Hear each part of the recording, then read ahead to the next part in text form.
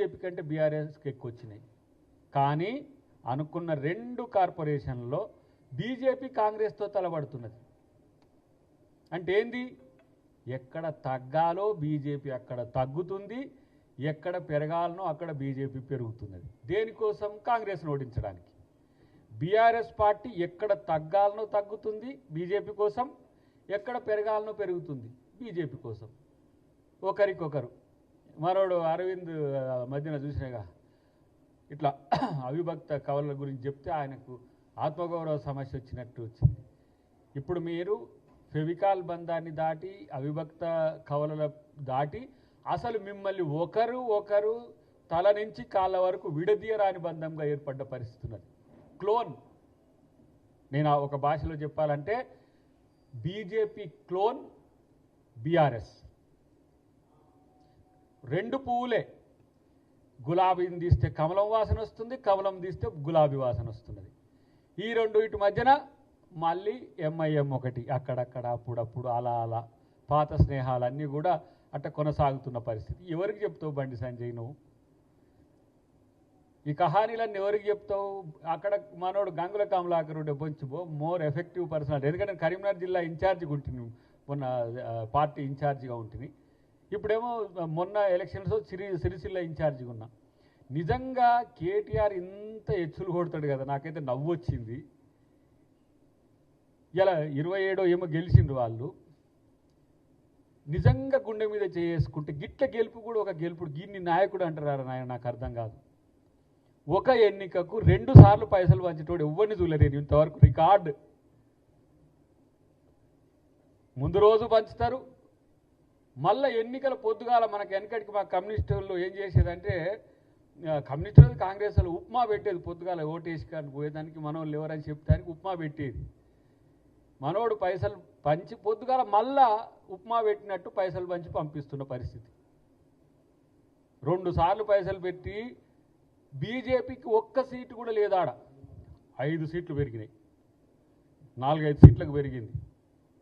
అంటే ఎక్కడ బీజేపీ పెరిగితే కాంగ్రెస్కు ఓట్లు తగ్గుతాయో, ఎక్కడ బీజేపీ ఉండకుండా ఉంటే ఎక్కడ ఉంటాయో ఆ పరిస్థితిని వాళ్ళు అంత క్యాలిక్యులేటెడ్గా. మరి నాకు తెలిసి ఆ క్వాంటమ్ కంప్యూటింగ్ కూడా ఇంత స్ట్రాటజిక్గా ఉండనట్టుంది నాకు అనిపిస్తుంది. అయినా ఏమున్నది, మీరు పడ్డది కింద పడ్డారు.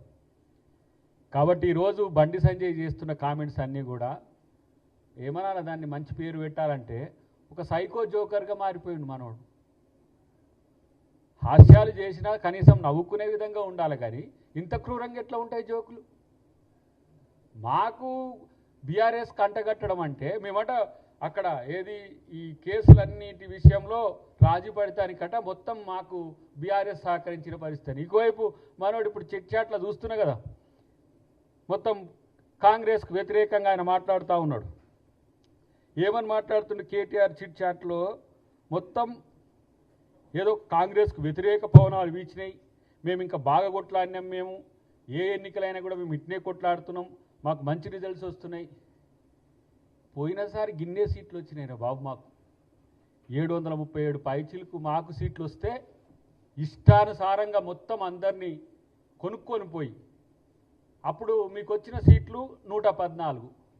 మరి ఇప్పుడు వచ్చినాయి ఎన్ని? కేటీఆర్ మీకు వచ్చినాయి 114లో 14 వస్తే మీరు మంచి పెర్ఫార్మెన్స్ చూపించినట్ట. ఎవరికి చెప్తారు ఈ కథలన్నీ? ఏది మీ ఊసేది? కార్పొరేషన్లలో మీ ఊసేది గుండు సున్నా కదా. గుండు సున్నా వాళ్ళు కూడా మస్తు పెర్ఫార్మెన్స్ చూపించినామని చెప్పేసి ఏమో 1-2-3 పేపర్లు, 1-2-3 పత్రికలు మీకు అనుకూలంగా ఉన్నట్లలో డాకా బజాయిస్తే ఫిగర్స్ అండ్ ఫ్యాక్ట్స్ ఎడిపోతాయి.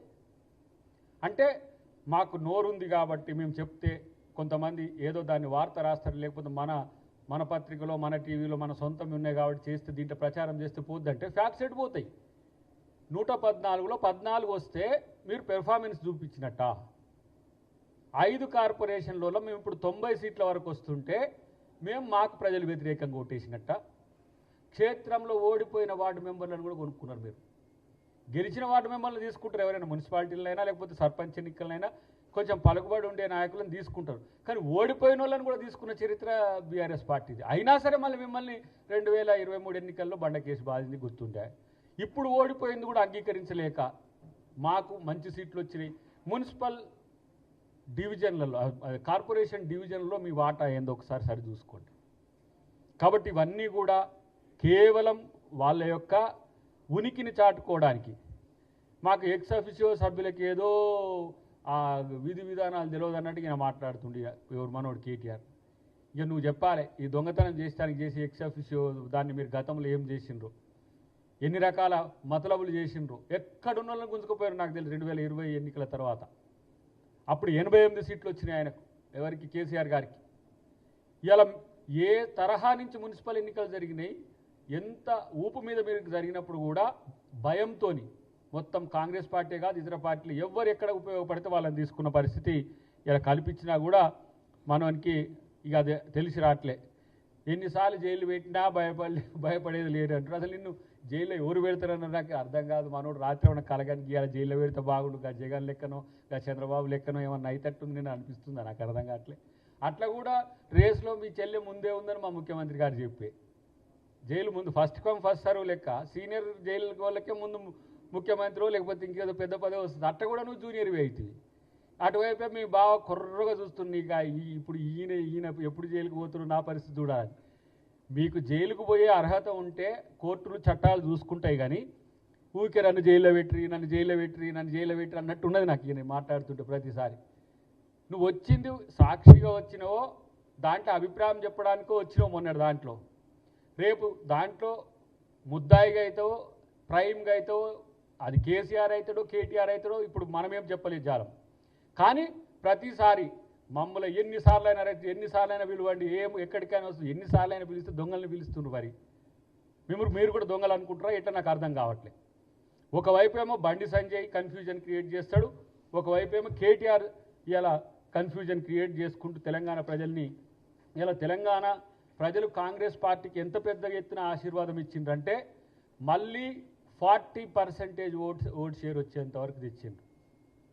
గత ఎన్నికల్లో అసెంబ్లీ ఎన్నికల్లో 39.4 సంథింగ్ అట్లా చేంజ్ వస్తే మళ్ళీ ఈసారి గుర్తుతో గెలిచింది. కాబట్టి ఇప్పుడు సర్పంచ్ అయితే ఇండిపెండెంట్గా ఉంటుంది, గుర్తు బలపరిచిన అభ్యర్థిగా ఉంటుంది. కానీ ఇక్కడ ఇలా ఇంత స్థాయి విజయం ఇలా గౌరవ మీనాక్షి నటరాజన్ గారు ఎవరైతే మా ఇన్ఛార్జి గారు ఉన్నారో మమ్మల్ని అందరినీ ఎమ్మెల్యేలు ఎమ్మెల్సీలు ఎంపీలు మంత్రులు పార్టీ ముఖ్య నాయకత్వం పనిచేసే నాయకత్వం సర్పంచ్గా గెలిచిన వాళ్ళని కూడా ఇన్ఛార్జీలు చేసి, ఎందుకంటే వారి సామర్థ్యాలను బట్టి క్షేత్రస్థాయిలో వాళ్ళ యొక్క పని అనుభవం పెరగాలని మీనాక్షి గారు చేసిన ప్రయత్నం. దానికి మా పిసిసి ప్రెసిడెంట్ గారు మహేష్ కుమార్ గౌడ్ గారితో పాటు ఇలా డిప్యూటీ సీఎం గారు ఇవన్నిటిని తయారు చేసి క్యాబినెట్ మొత్తం కూడా కూర్చొని ఏ విధంగా అందరం పనిచేయాలంటే అదంతా కూడా ముఖ్యమంత్రి గారి ఒక ప్రణాళికతోని ఈరోజు ముందుకు పోయిన పరిస్థితి. ఆయన అంటాడు మనోడు కేటీఆర్, పెద్ద పెద్ద నాయకులు చిన్న చిన్న ఎన్నికలకు తిరిగితే బాగుండదు, క్షేత్రస్థాయిలో ఎక్కడో అక్కడ తిరగాలి. మరి కేసీఆర్ తిరిగినప్పుడు ఎటు పోయింది? ఇలా కేసీఆర్ మూలకు పడ్డాడు చేయబట్టి రాలేకపోయింది చేయబట్టి సమర్థన కోసం తప్పితే ఇలా రేవంత్ రెడ్డి గారు అంతా తానే అందుకని అన్నాడు నేనే రాజు నేనే మంత్రిని అని. అవును, మీలాగా రాజులం అనుకునే మనస్తత్వం కాదు, మేము రాజులం, మాకు సబార్డినేట్.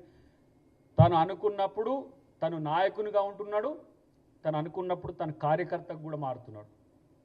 నేను 2023 ఎన్నికల్లో నేను ప్రత్యక్షంగా తనతో ప్రచారంలో పాల్గొన్నప్పుడు చూసిన కదా, అంతా తానే చేసే ప్రయత్నాన్ని ఆ రోజు గమనించడం. ఈ రోజు కూడా మీరు చూడండి, మున్సిపల్ ఎన్నికలే కాదు, అవి సర్పంచ్ ఎన్నికలే కాదు, ప్రతి ఒక్కటి తన కన్సర్న్తో జరుగుతున్న పరిస్థితిని గమనించి ఇలా కేసీఆర్ ఏం లేదు ఇంట్లో కూర్చొని అన్ని ముచ్చట పెట్టుకుంటే ఏదో కుట్రలు కుతంత్రాలు చేసుకుంటూ చేసిండు తప్పితే ఏ రోజు క్షేత్రస్థాయి లేదు. ఏమైనా వచ్చిన తర్వాత గెలిచిన వాళ్ళందరూ మనోళ్ళే అని చెప్పి అనలేదా సభాసాక్షిగా? వాళ్ళు